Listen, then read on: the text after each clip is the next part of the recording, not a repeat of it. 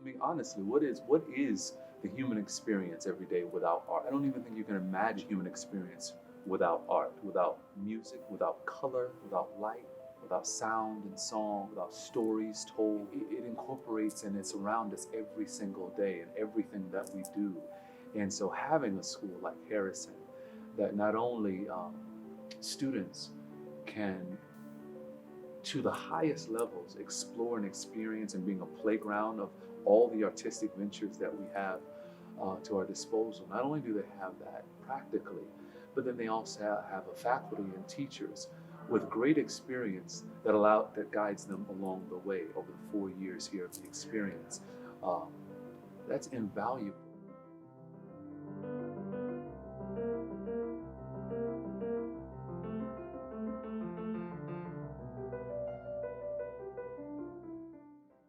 1985-86 school year, there'd been a lot of talk by our superintendent about recognition for talented students and not just gifted students.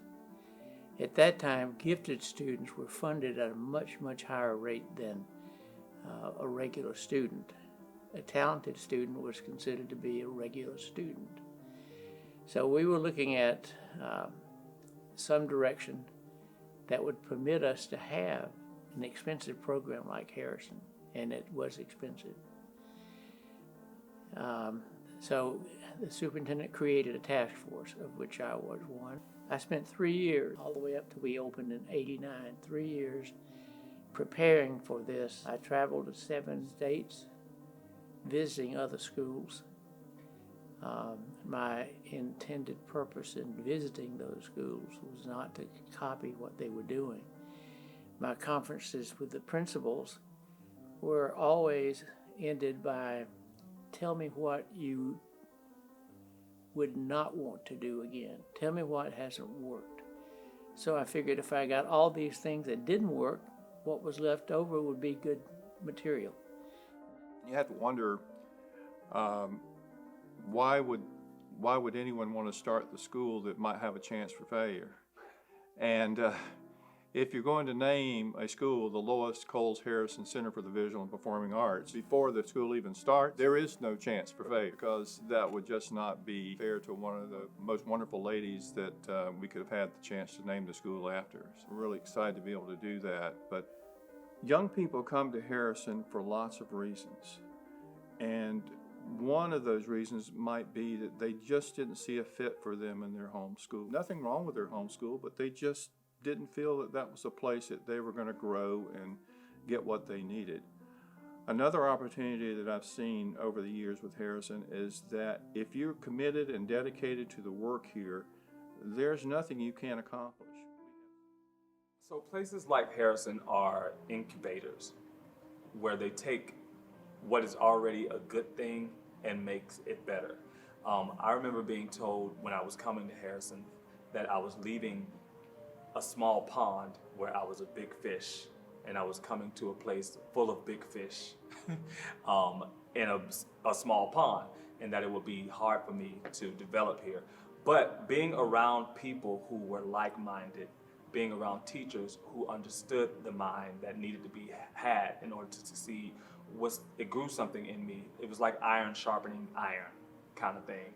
And so being in places like this allows people to come out of whatever community they are in and to further develop their strengths and even further develop their weaknesses and make them also strengths. So places like Harrison are needed not only in our community, but in communities across the world. There's a very common aphorism, the arts make you smart. We've said that time and time and time again. And what that means for Harrison specifically is, at least during my tenure there, I think we were, if I recall correctly, we're averaging about 40% of the students were going in pursuing a career in the arts. But then you had the other 60% that were looking at fields such as law, a wide array of medical fields, teaching, CPAs.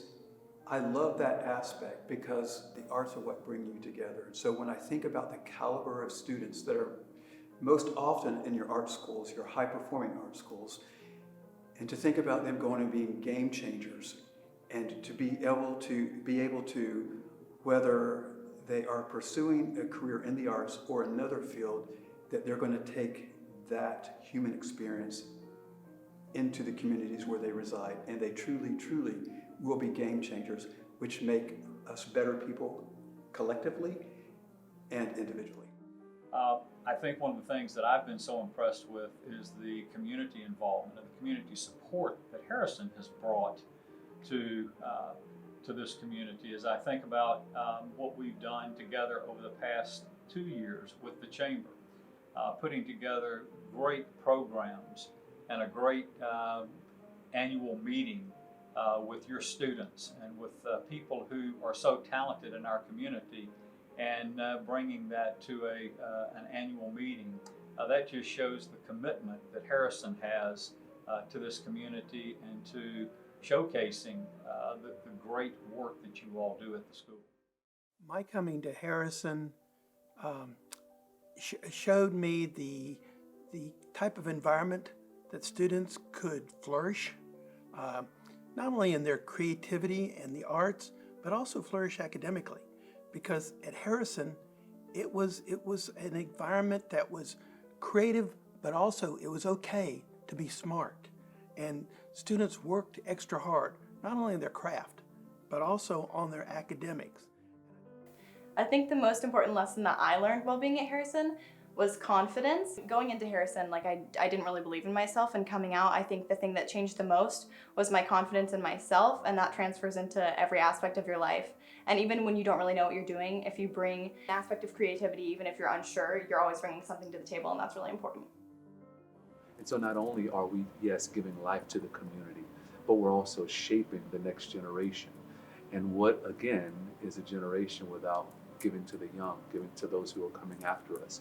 So, in essence, life. We're giving new life, hope, beauty, and a positive future to this community.